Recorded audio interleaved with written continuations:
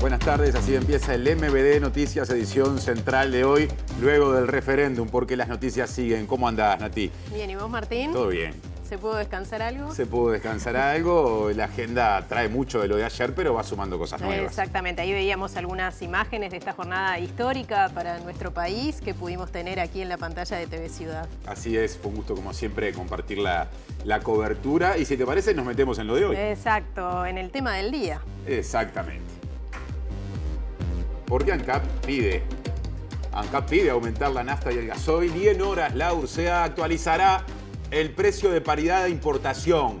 Ayer, tras votar, el presidente Luis Lacalle Pou admitió que la suba es inminente. El artículo de la LUC que define el procedimiento para ajustar tarifas es uno de los 135 ratificados por el triunfo del no. Dicha opción se impuso en el referéndum ante la papeleta del sí por 51,2% a 48,8%. Tras el resultado, desde el Frente Amplio se reclamó abrir un ámbito de diálogo, pero el presidente afirmó que el escenario político es igual al de 2019 y que el vínculo con la oposición nunca se cortó.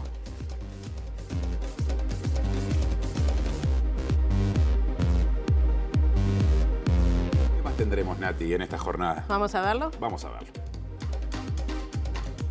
Informe de ANCAP enviado al Poder Ejecutivo propone una nueva suba en el precio de los combustibles. Aumentos serían de 5 pesos en las naftas y 10 pesos en el precio del gasoil. El presidente Luis Lacalle Pou confirmó a periodistas que habrá nueva suba de los valores de los combustibles. La pobreza y la desigualdad se mantuvieron en 2021 en porcentajes similares a 2020, año en que esos números crecieron. Fiscal pidió audiencia de formalización para policía acusado de abuso a motociclista. La Intendencia de Montevideo realizó un operativo de limpieza especial tras los festejos por el referéndum. La Comisión Directiva de Progreso evalúa si presenta denuncia por allanamiento ilegal en el Estadio de La Teja. Un grupo de personas a favor del voto de uruguayos en el exterior entregó hoy una carta al presidente Luis Lacalle Pou. Tribunal confirmó el procesamiento de Armando Méndez por el homicidio de Gerardo Alter. El ministro de Educación de Brasil, Milton Ribeiro, renunció en medio de graves sospechas de corrupción. El gobierno salvadoreño pidió suspender las garantías constitucionales ante la ola de violencia que sacude a dicho país.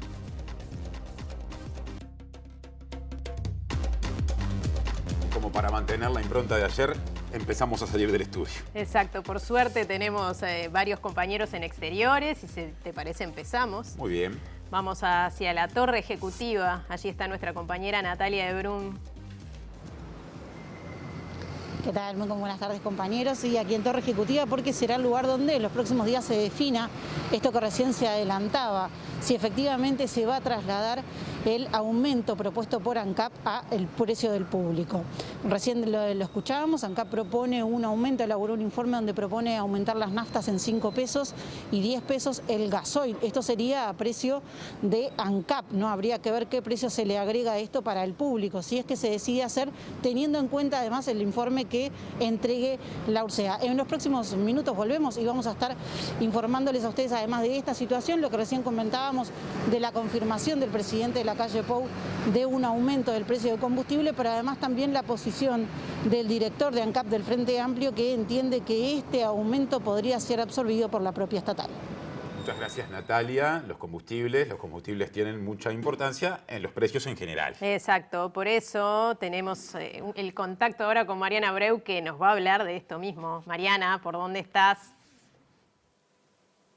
¿Cómo están? Natalia Martín, así es, estamos en la Facultad de Ciencias Económicas y Administración para justamente aportar miradas en relación a la economía nacional, a cómo está impactando este aumento de los precios que preocupa a las autoridades, preocupa a la población, a diferentes actores de la sociedad y también cómo está impactando la coyuntura internacional económica en justamente nuestro país. Ya venimos. Gracias, Mariana, por este adelanto. De todo lo dicho en las últimas horas, seleccionamos un par de cositas. ¿Qué se dijo? Seguimos con el mismo optimismo, con las mismas ganas, con una coalición que ha demostrado firmeza en la diversidad y eso es lo que nosotros le hemos ofrecido a los uruguayos en la elección, en la pandemia, en los momentos difíciles y le vamos a ofrecer en los tiempos que vienen para seguir creciendo. Si hay dos partes acercadas en términos de apoyo, naturalmente que esas partes tienen que dialogar. ¿Cómo seguimos, Nati? Inminente aumento de los combustibles, ya veíamos un adelanto de nuestra compañera Natalia de Brum, pero ahora nos va a desarrollar un poquito las novedades de las últimas horas. Bien, el precio de los combustibles es el que ha estado en la polémica y en expectativa, además en los últimos días, tras el último informe de la URSEA que ya hacía prever que podría estar sucediendo un aumento. Hoy ANCAP entregó un informe al Ejecutivo donde confirma la necesidad de aumentar, como yo les decía, en 5 pesos las naftas y en 10 pesos el gasoil.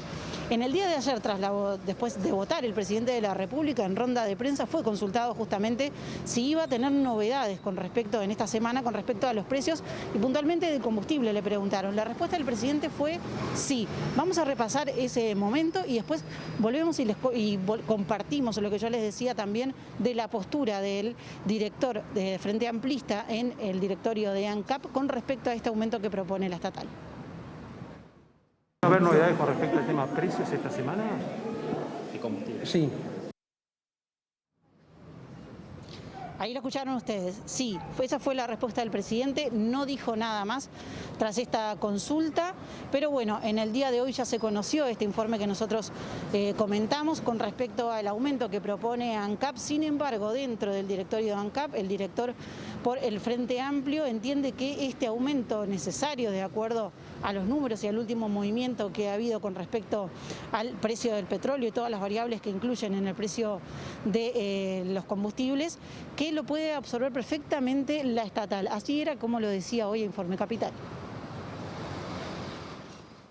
Hemos tenido una ganancia interesante en el año 2021. Podríamos usar parte de esos dineros obtenidos por la ganancia del 2021, que todo viene a causa y tiene como fuente dos grandes vertientes. Una primera vertiente de esa ganancia extraordinaria, bueno, es el hecho de tener una refinería que aporta valor, que aportó tanto valor que nos permitió ganar dinero con un petróleo alcista, que nos permitió mantener el precio del petróleo en el precio de venta al público de los combustibles en varias oportunidades. Bueno, y en esta es posible detener algo. No nos olvidemos que la regla aprobada por el Poder Ejecutivo y validada ahora en estos días, en el día de ayer, habla del precio paridad de importación, no habla del precio de producción. Y esa diferencia entre producir e importar es justamente lo que nos hizo tener ese dinero. Y eso habla muy bien de la refinería. Y por otro lado, las ventas de energía eléctrica que hizo UTI hacia la República del Brasil, bueno, y a nosotros nos provocó una demanda extraordinaria y esa demanda extraordinaria evidentemente también tiene beneficios. Bueno, en las próximas horas se pronunciará la URSEA sobre este posible aumento en el precio de los combustibles y el Poder Ejecutivo deberá evaluar ese informe y también esta solicitud por parte de ANCAP. Exacto, son preceptivos pero no vinculantes, o Exacto. sea, debe por lo menos leerlos el Poder Ejecutivo, pero no tiene por qué hacer lo que de allí se desprende. Exacto, y estos 5 pesos para las naftas y 10% para el gasoil no quiere decir que tenga que aplicarlos. Exacto. Justamente porque no es vinculante el Poder Ejecutivo, así que habrá que esperar a las próximas horas. El sindicato de ANCAP habló de esto y cuestionó el mecanismo. Se dijo desde FANCAP que el gobierno equivoca el método de fijación del precio de los combustibles. Dice, con los aumentos, según la referencia de paridad de exportación, genera incertidumbre en el sector productivo y disparada de precios. Eso dicen la gente del sindicato. La Federación ANCAP, una de las principales organizaciones impulsoras del referéndum, sostiene que el mecanismo de precio de paridad de importación perjudica a la producción y a los hogares uruguayos. En Uruguay había una política pública que tendía a aplanar el precio de los combustibles y que fuera el Estado que, jugando un rol fundamental, pudiera absorber esos vaivenes y no trasladarlo a la gente, porque cuando se traslada a precio de combustible inmediatamente desemboca en el aumento de la carne, el arroz, el pan, bueno, de todos los productos de primera necesidad. Para Rodríguez, esto es incoherente y los hogares más vulnerables van a seguir sufriendo las consecuencias. Nosotros decimos que esto es incoherente. Primero aumentan las tarifas, eso genera una presión alcista de los precios, dispara la inflación y luego se toman medidas en el final de la cadena, es decir, se le pretende sacar el IVA al asado, tomar medidas en lo que tiene que ver con los huevos o algunos productos, cuando debería ser al revés. Lo primero, esto es economía de primer año, ¿no?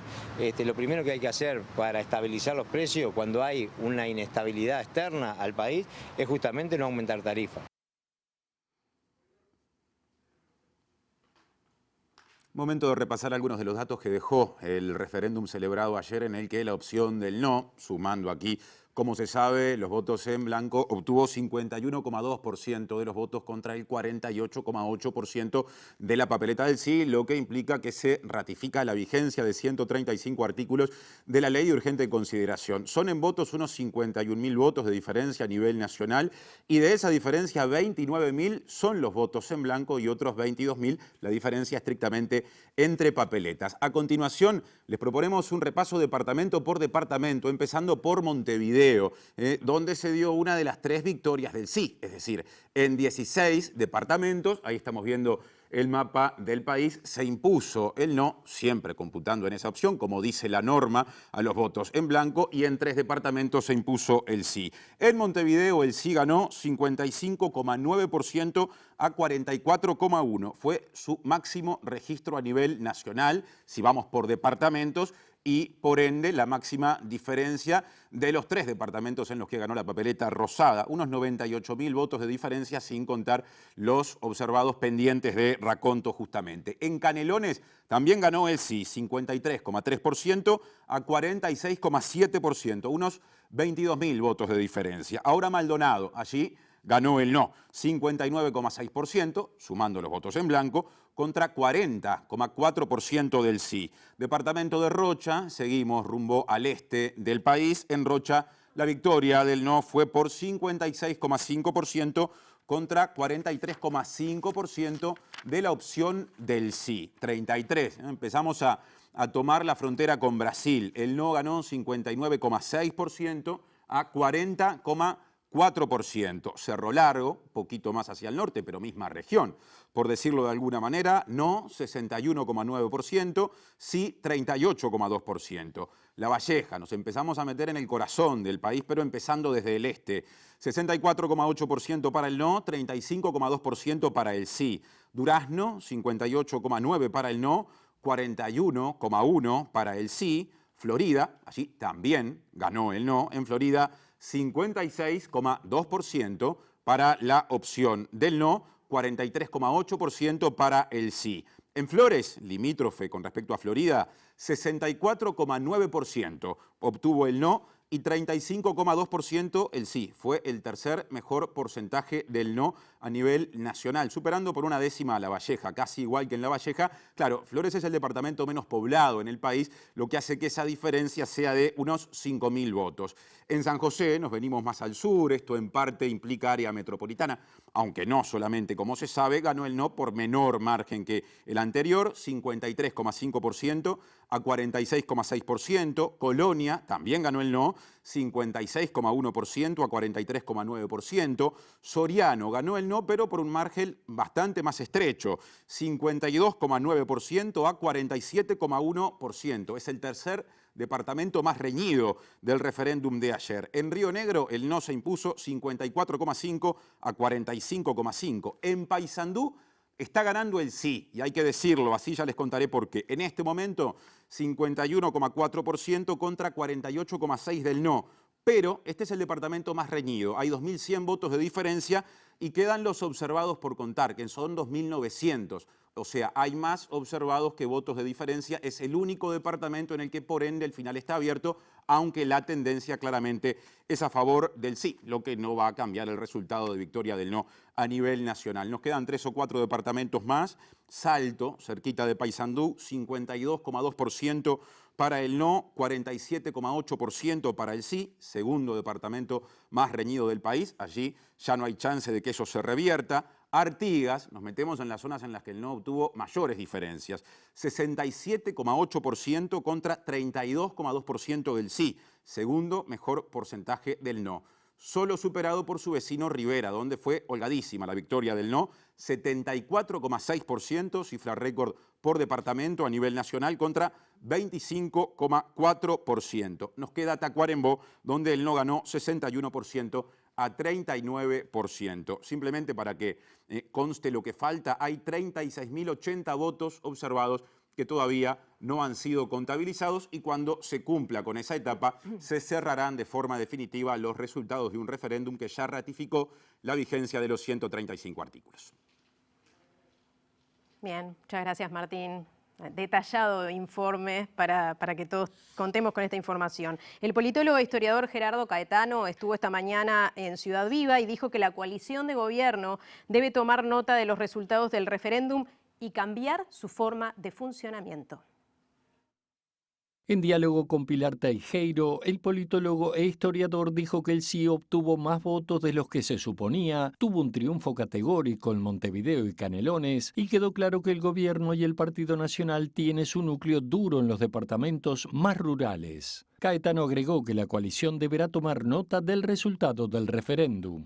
Bueno, hay señales para el sistema político en su conjunto.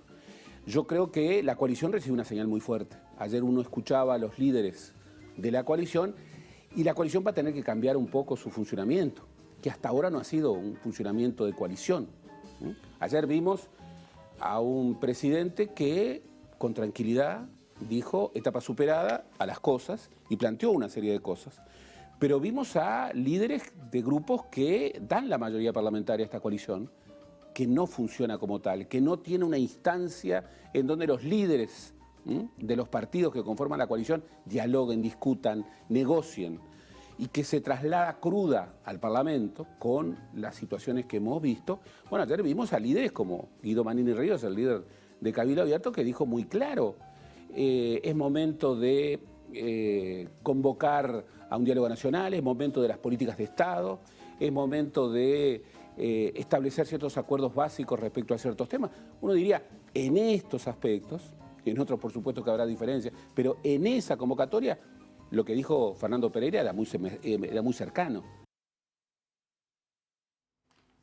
Bueno, y la Intendencia de Montevideo realizó un operativo de limpieza especial de cara al referéndum y una vez finalizado el mismo. Exactamente, durante la madrugada de este lunes en la explanada de la Intendencia y también en la Plaza Independencia, los dos puntos en los que hubo concentración de gente del no y del sí. Se generó un refuerzo de la levante de contenedores en los días previos. En la mañana del sábado habíamos alcanzado un 87% de la recolección con menos de 2 días de todos los contenedores de la ciudad. Eso por supuesto se siguió trabajando el día sábado en la tarde.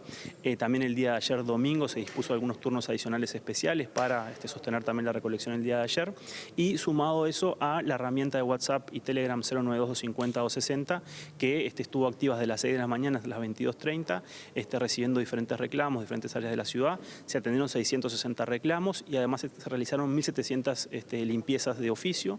Por ejemplo, si un motocarro pasaba al un contenedor y veía residuos o también una papelera o una parada de ómnibus, se atendió también. Eso se contabiliza. Y realmente quedamos satisfechos con el desarrollo del operativo.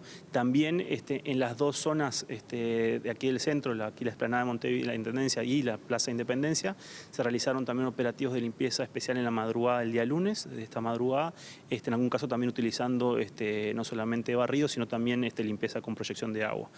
Realmente quedamos satisfechos con las operaciones. Por supuesto, estos servicios, el de WhatsApp continúa activo y cada vez con más vecinos y vecinas que se suman a la colaboración en el tema de denuncias y acción rápida.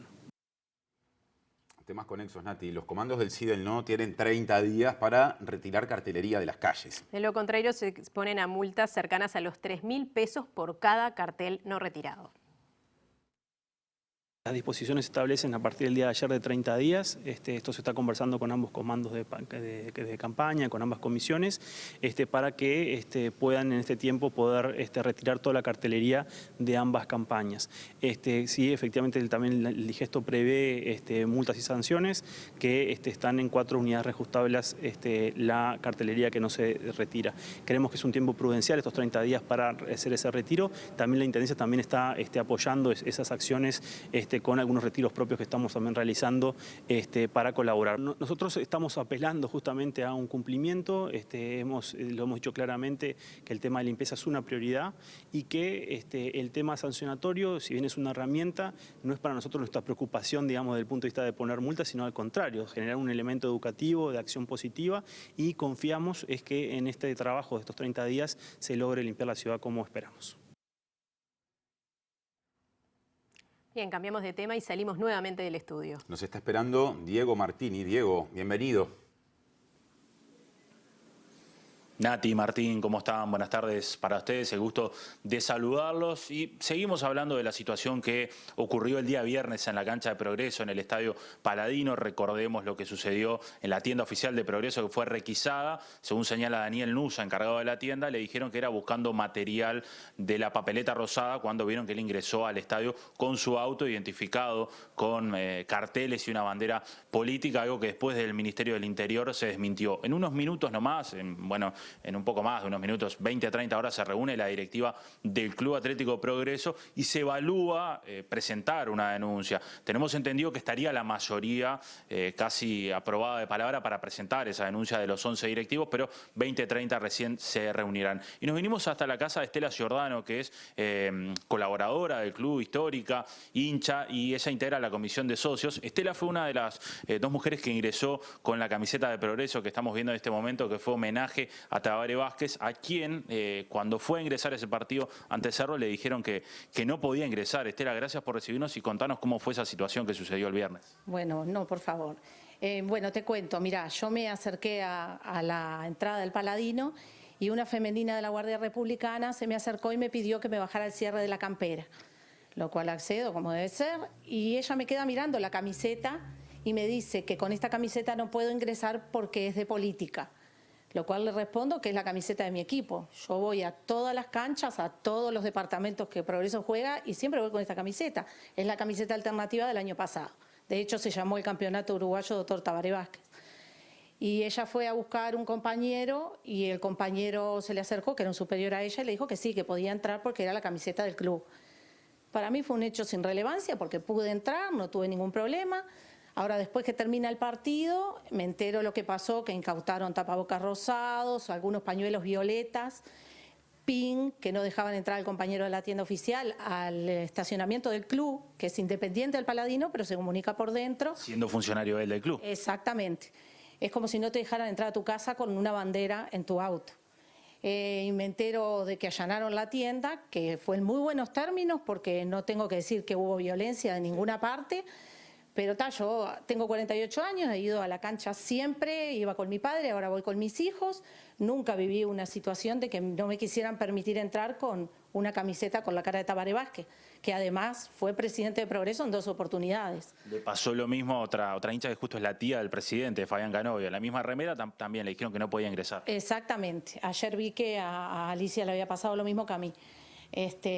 Bueno, ya te digo, fue una cosa que me sorprendió porque no me había pasado nunca, y después que terminó el partido y veo todo lo que había pasado, entiendo de que de repente han tenido de parte del Ministerio del Interior otra orden, que no fuera un procedimiento como los habituales, que ya te digo, voy a todas las canchas y me revisan mi bandera grande, porque llevo una bandera grande, me revisa la femenina en la puerta, que me parece que es lo que tiene que pasar en todos los escenarios deportivos. Vas hace mucho tiempo a todas las canchas, recorres el interior para ver a Progreso. ¿Notaste algo distinto este día, este viernes? Sí, ni hablar, porque ya te digo, nunca me pasó, y menos un allanamiento.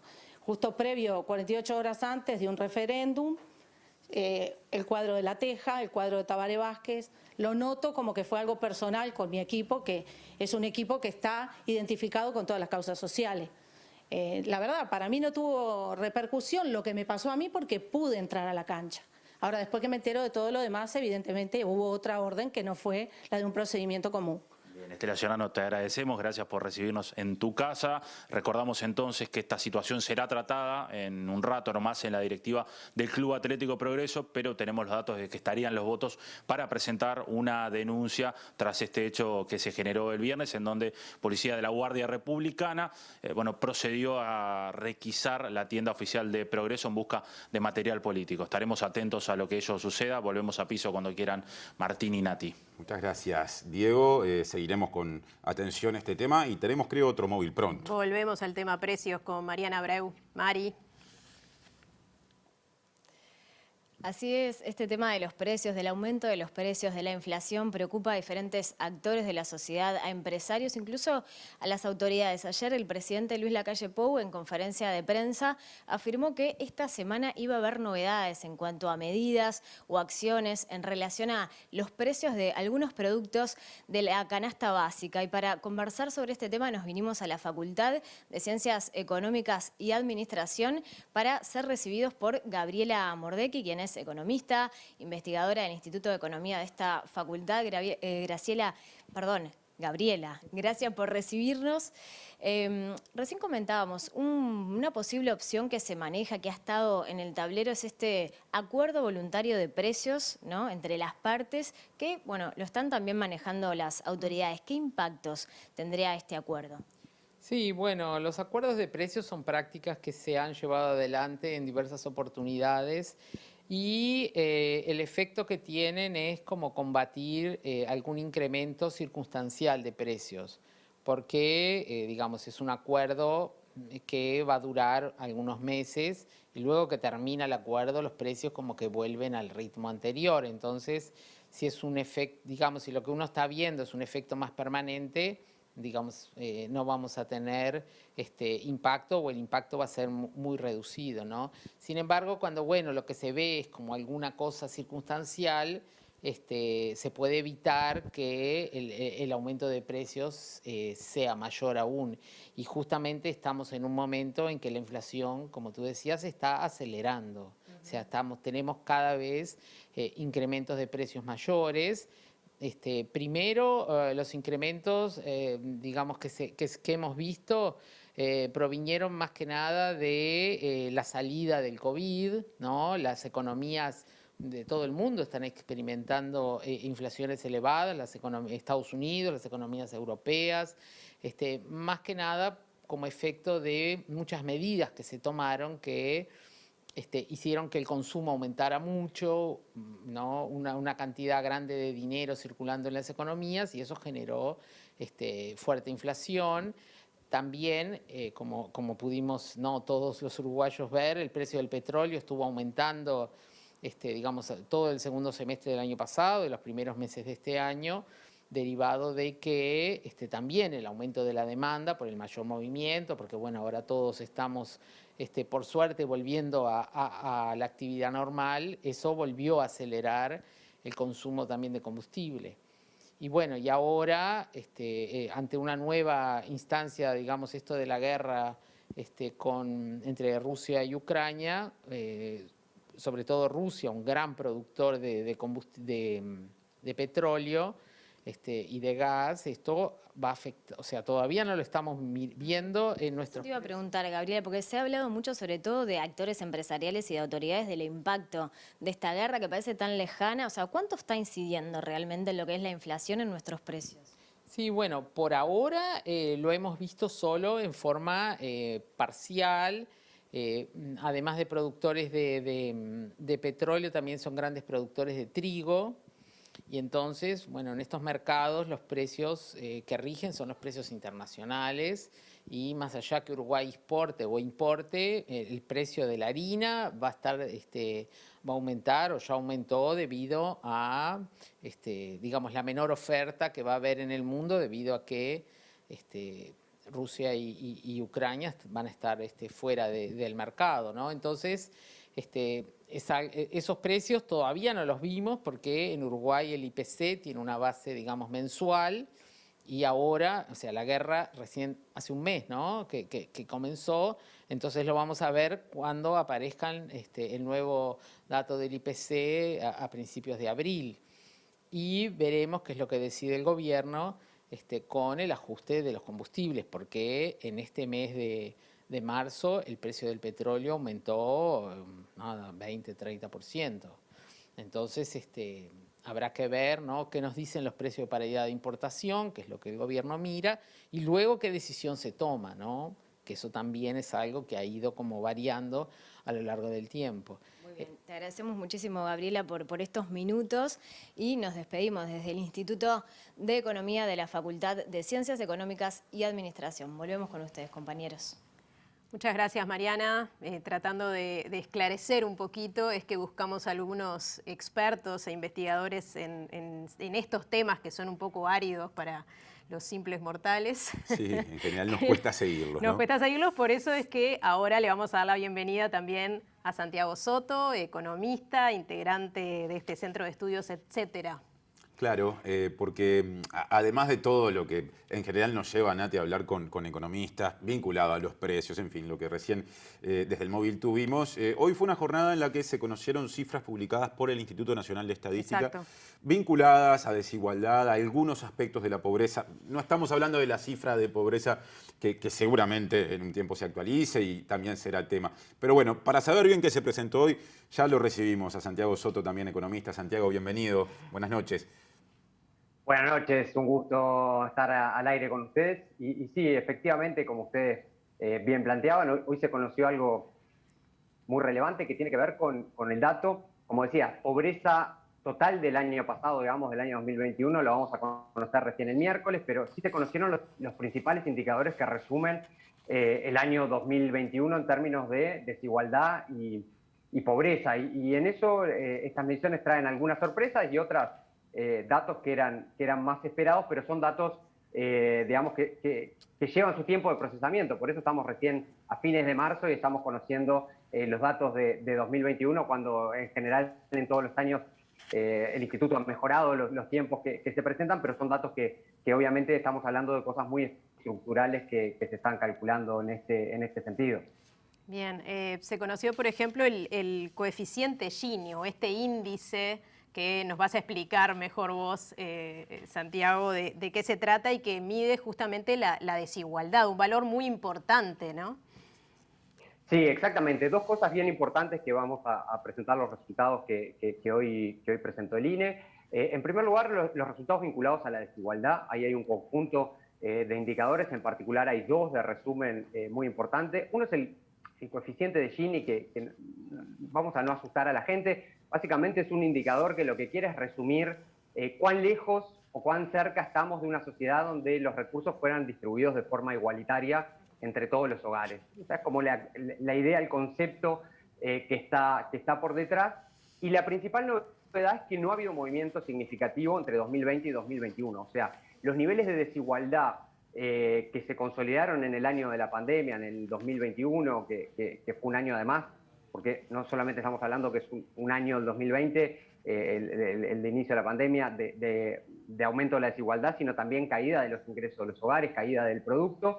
Esos niveles, digamos, del shock que estábamos viendo en 2020 se consolidaron en 2021 en niveles similares. O sea, 2020 y 2021 los niveles de desigualdad se mantuvieron de forma estadísticamente no significativa, los cambios, digamos, o sea que estamos hablando que eso es una manera técnica de decir que los dos números son tan parecidos que no se puede distinguir si hubo o no movimientos en la desigualdad en términos de Gini, pero sí significativamente distintos a los del 2019. O sea que ese shock de 2020 de aumento de la desigualdad persistió en el año 2021. Y otra medida de resumen de esta desigualdad tiene que ver con la relación entre el 10% más rico y el 10% más pobre. Creo que esta es más intuitiva para la audiencia, para verlo. ¿Cuántas veces más ingresos acumula el 10% más rico de los uruguayos respecto al 10% más pobre?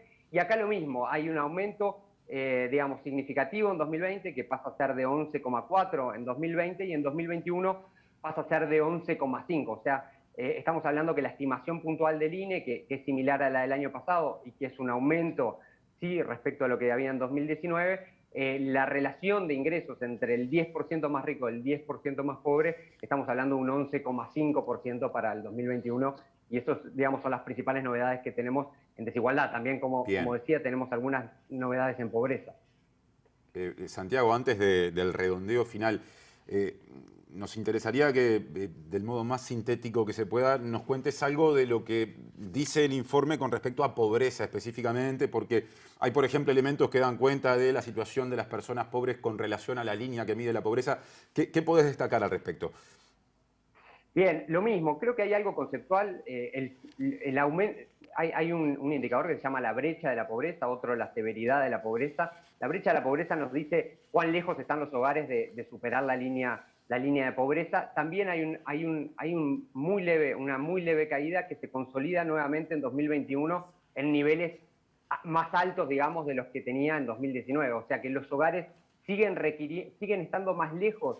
Los hogares que ya son pobres están más lejos de alcanzar la línea de la pobreza de lo que estaban en 2019. Ese valor fue 1,9 en 2020, 1,7 ahora, y estamos hablando de que era un valor, digamos, que este valor actual es 30% más alto que el que teníamos en 2019, que era de 1,3. Y bueno, esto está asociado también a que el producto crecido, pero la masa salarial, hay un informe de CINVE que el economista Germán Dagosta presentó con ustedes hace unos días, que justamente muestra que viene de atrás, digamos, el aumento de la masa salarial. O sea, estamos hablando de la combinación de empleo con salario, y también en términos de pasividades si bien cayeron al mismo tiempo en la pandemia, la recuperación por primera vez en muchísimos años se está separando, digamos, y el producto está creciendo más rápido de lo que están creciendo los ingresos de los hogares.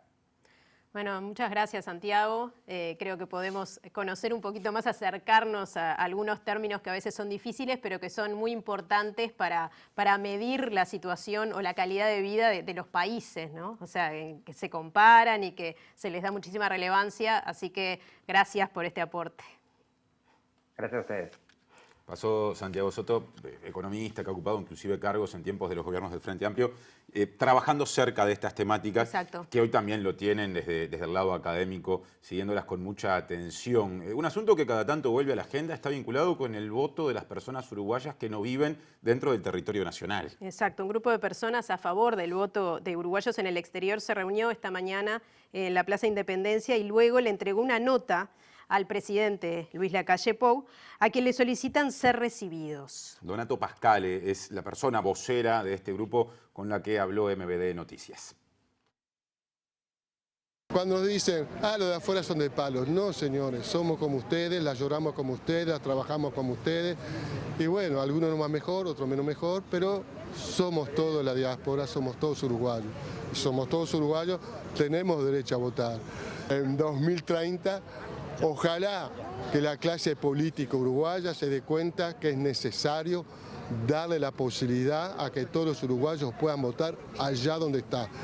Para estas elecciones que pasaron, votaron 2.100.000, algo por el estilo. Había 2.700.000. La diferencia, señores, somos los 600.000 uruguayos que estamos afuera. Solo vienen a votar los que tenemos un poco de dinero para pagar un pasaje, que es increíblemente... no es humano, porque mucha gente, la mayoría no puede viajar. Y la entre muchas otras cosas, subsecretaria de Relaciones Exteriores, Belela Herrera, casi centenaria, ¿no? Sí. Y presente todavía en muchas actividades, ha sido históricamente una activista destacada en la defensa de los derechos de las personas uruguayas que viven fuera de fronteras. Y participó esta mujer casi centenaria de esta concentración que se vivió en la jornada y recordó que Uruguay es de los pocos países del mundo que no tiene habilitado el voto en el exterior. Es un derecho humano y que no está siendo respetado.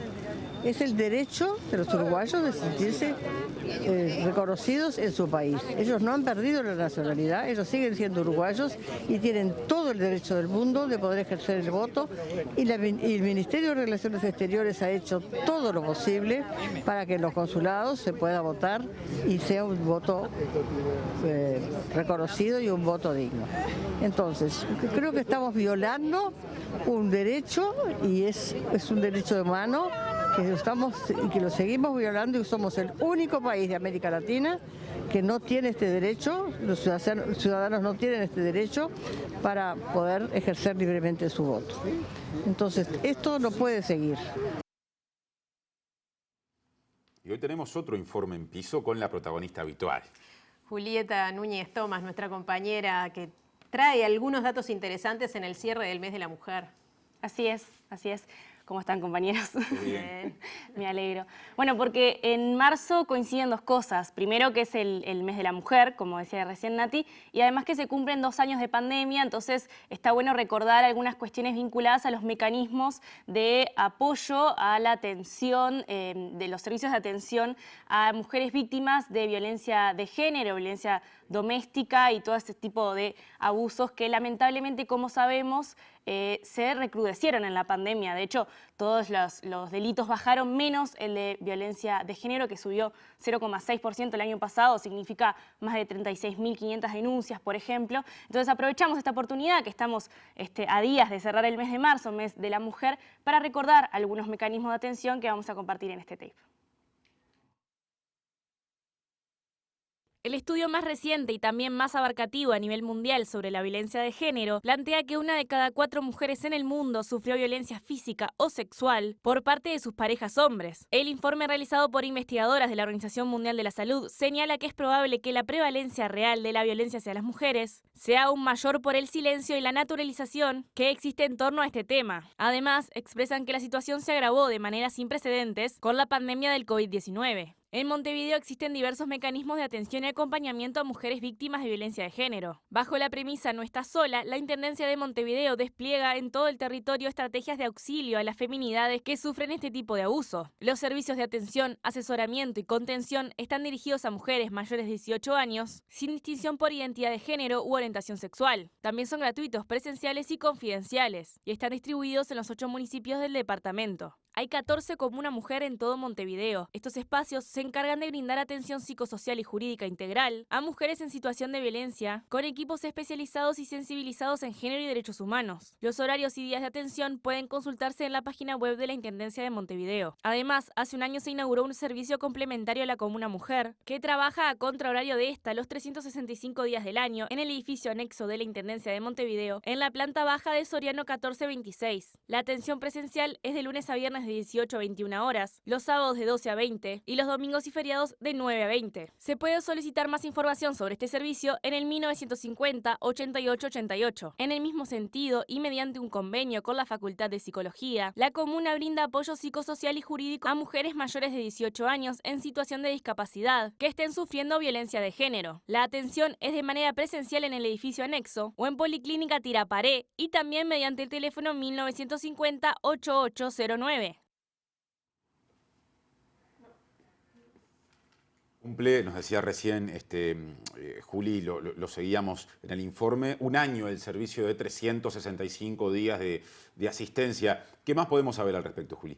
Bueno, lo decíamos recién en realidad en este informe, como mencionabas, este es un servicio que responde a la necesidad de atender estas situaciones que están fuera del horario de la Comuna Mujer, y hoy hablamos con la directora de la División de Asesoría de la Igualdad de Género de la Intendencia de Montevideo, Solana Cosada, y nos decía que la evaluación de este servicio fue muy positiva porque responde justamente a estas mujeres que nos pueden esperar el otro día, y en ese sentido la mayor cantidad de situaciones que atendieron fueron situaciones de crisis y situaciones de emergencia. De hecho, ella nos comentaba que muchas de las tareas que tienen las personas que atienden este servicio, que podíamos escuchar los horarios allí en el informe y además lo pueden consultar también en la página web, es, por ejemplo, acompañar a estas mujeres a realizar las denuncias o a un hospital a constatar las lesiones, y que también brindan apoyo mediante ese número que compartíamos, el 1950 8888, brindan apoyo a los equipos técnicos de instituciones públicas o privadas, escuelas, hospitales, hospitales, incluso servicios técnicos dentro de la Intendencia que reciben a mujeres que denuncian o que atraviesan situaciones de violencia. Entonces, este servicio que, como ven, está contrario en la tarde, los días de semana y sábado y domingo está en un horario bastante amplio, lo que hace es justamente brindar apoyo en ese momento crucial, porque es crucial, en el que las mujeres denuncian y que necesitan ser escuchadas. Así que la evaluación es súper positiva como algo que era necesario fuera de los horarios de la Comuna Mujer. Ahí estás, que tuvieron que adaptarse, ¿no? Por la Sí. pandemia. O sea, Sí, debieron sí. adaptar ese servicio a toda esta problemática y estas necesidades que surgieron durante la pandemia. Claro, la Comuna Mujer en realidad es un servicio que existía desde antes, pero obviamente tuvo que ampliar su horario, por ejemplo, por la pandemia, por la necesidad de la pandemia, tuvieron que, por ejemplo, profundizar en el contacto telefónico, ¿no? Obviamente esto acordado con la mujer, pero se sabe que en la pandemia las tareas de cuidado de las mujeres aumentaron y eso significó que no pudieran entrar tanto a la Comuna Mujer, así que además de ampliar el horario, de tener este otro servicio los 365 días del año, también, se concentraron en la atención telefónica y por otro lado están también con un programa piloto, por ejemplo, de atención a los hijos e hijas de mujeres en situación de violencia, porque sabemos que en esas situaciones no es solamente la mujer la que sufre, sino también los niños, niñas y adolescentes que están en su entorno. Si les parece, podemos compartir, para finalizar este informe, las palabras de Solana Quesada, que mencionábamos recién, que explica la ampliación de la atención en la Comuna Mujer, con algunas cosas más que las que le vengo comentando, y que también reflexiona sobre la necesidad de que las mujeres estén acompañadas y que por eso es que la Intendencia brinda este servicio. Las comunas mujer antes atendían básicamente las situaciones de violencia en la pareja y ahora si yo tengo una situación de violencia en el espacio de trabajo, si tengo una situación de violencia en el espacio público, si tengo una situación de violencia en un ámbito cultural o en otro tipo de situaciones, también puedo ir a la Comuna Mujer y eso es un cambio importante.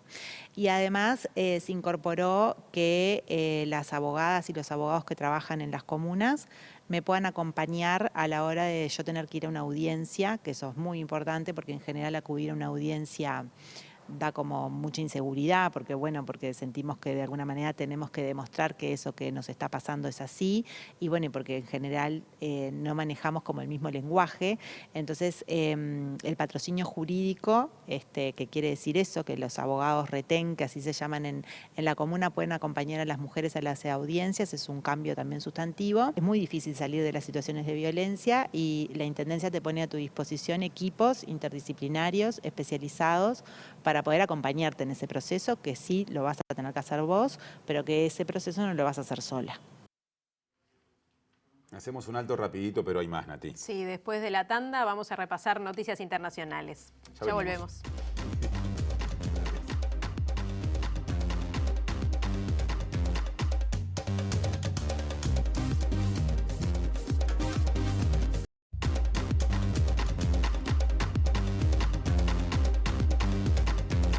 Bueno, y seguimos con más porque la Fiscalía pedirá la formalización del policía que fue registrado en un video agrediendo a 2 personas que iban en una moto. Sí, recuerden, Jardines del Hipódromo, esto dio que hablar en su momento, aquí lo cubrimos ampliamente. La audiencia de formalización se va a concretar en pocos días.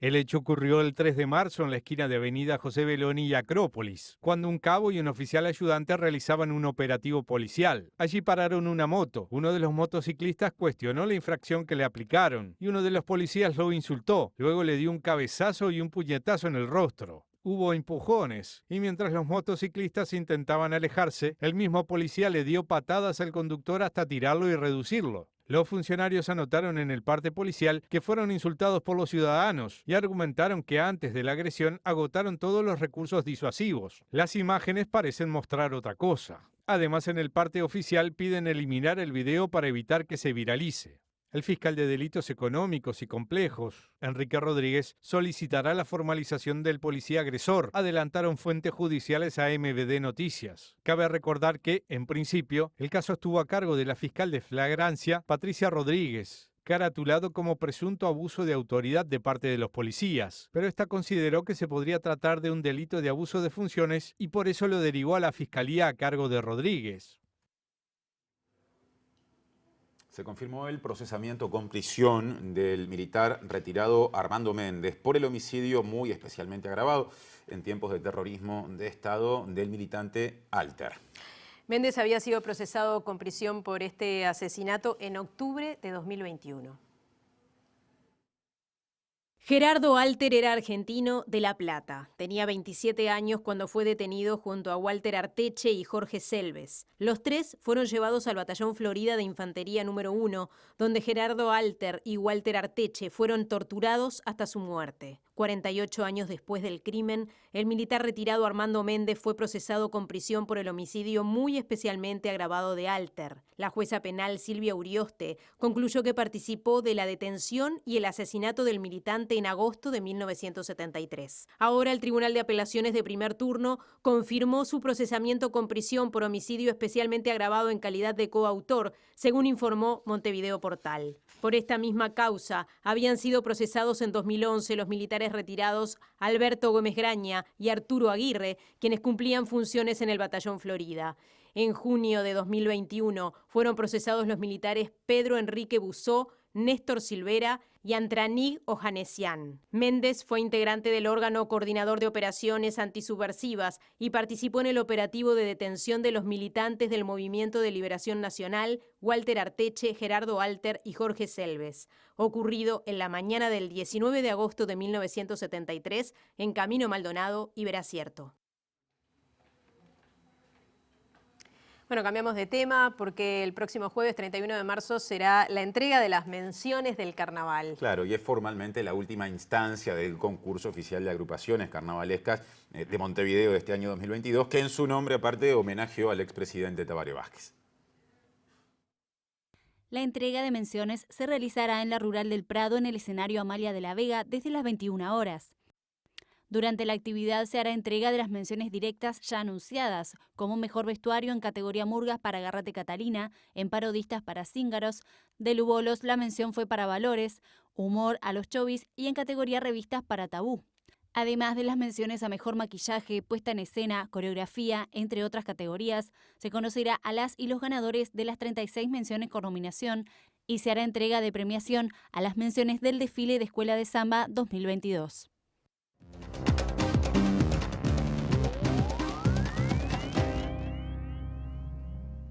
El gobierno brasileño, Nati, encabezado por Jair Bolsonaro, está afrontando por estas horas una nueva crisis, en esta ocasión por la renuncia del ministro de Educación, Milton Ribeiro. Exacto, que dimitió este lunes, en medio de graves sospechas de corrupción. Nada nuevo, lamentablemente, para el país vecino, que además salpican a pastores evangélicos que integran la base política del presidente Jair Bolsonaro. Isso eu falo publicamente. Milton Ribeiro, también pastor de una iglesia presbiteriana, estaba en la cuerda floja desde la semana pasada, pero hasta ahora era respaldado por el presidente Jair Bolsonaro, quien declaró que ponía la cara en el fuego por el ministro, quien fue el cuarto ocupante de ese despacho desde 2019, cuando el mandatario llegó al poder. La renuncia de Ribeiro, anunciada por él mismo en un comunicado, ocurre en vísperas de una gran reforma del gobierno que Bolsonaro anunciará posiblemente el viernes, forzado por la decisión de 10 de sus 23 ministros de renunciar para aspirar a un cargo electivo en los comicios de octubre próximo. Milton Ribeiro fue acusado de haber montado un gabinete paralelo en el Ministerio de Educación con amigos pastores evangelistas que pedían coima a intendentes al cargo en medio de un escándalo de corrupción, cuando fue grabado diciendo que Bolsonaro había pedido que 2 pastores tuvieran autoridad para decidir sobre el envío de partidas presupuestarias de educación a los municipios. Estamos de salida prácticamente. Una de las grandes preguntas es ¿hasta cuándo durará esta temperatura tan alta para este momento del año? Volvimos al verano, 25 grados a esta hora en Montevideo. Ese aspecto en la ciudad. Sí, exacto. Ojalá que dure un poquito más, porque después se hace largo el invierno, pero... Bueno, hay pistas de que no duraría tanto, por lo menos en algún momento de mañana eso cambiaría. Exacto, mañana hay 29 grados de máxima y 14 de mínima, pero están pronosticadas lluvias para algún momento del día y después ya baja la temperatura. Claro, parece que lo que nos cuesta que vuelva el sol es un descenso en la temperatura, porque ven que lo previsto para el miércoles para Montevideo y área metropolitana de parte de Inumet es una mínima de 10 grados, una máxima de 17, pero a priori no se espera que ese día llueva. Bien, bueno, y ya tenemos acá pronto a nuestro compañero Wilmar Amaral. Así es, que no está solo, ¿eh? No está solo, ya estamos viendo a Julián Canarek también que lo acompaña para hacer un análisis de la jornada de ayer, claramente. Darle continuidad a todo lo que dejó el 27 de marzo. Bien, y bueno, y después tenemos la letra chica y mucho más para compartir en TV Ciudad. Hasta mañana, Nati. Hasta mañana. Chau, chau. Informe de ANCAP enviado al Poder Ejecutivo propone una nueva suba en el precio de los combustibles. Aumentos serían de 5 pesos en las naftas y 10 pesos en el precio del gasoil. El presidente Luis Lacalle Pou confirmó a periodistas que habrá nueva suba de los valores de los combustibles. La pobreza y la desigualdad se mantuvieron en 2021 en porcentajes similares a 2020, año en que esos números crecieron. Fiscal pidió audiencia de formalización para policía acusado de abuso a motociclista. La Intendencia de Montevideo realizó un operativo de limpieza especial tras los festejos por el referéndum. La Comisión Directiva de Progreso evalúa si presenta denuncia por allanamiento ilegal en el Estadio de La Teja. Un grupo de personas a favor del voto de uruguayos en el exterior entregó hoy una carta al presidente Luis Lacalle Pou. Tribunal confirmó el procesamiento de Armando Méndez por el homicidio de Gerardo Alter. El ministro de Educación de Brasil, Milton Ribeiro, renunció en medio de graves sospechas de corrupción. El gobierno salvadoreño pidió suspender las garantías constitucionales ante la ola de violencia que sacude a dicho país.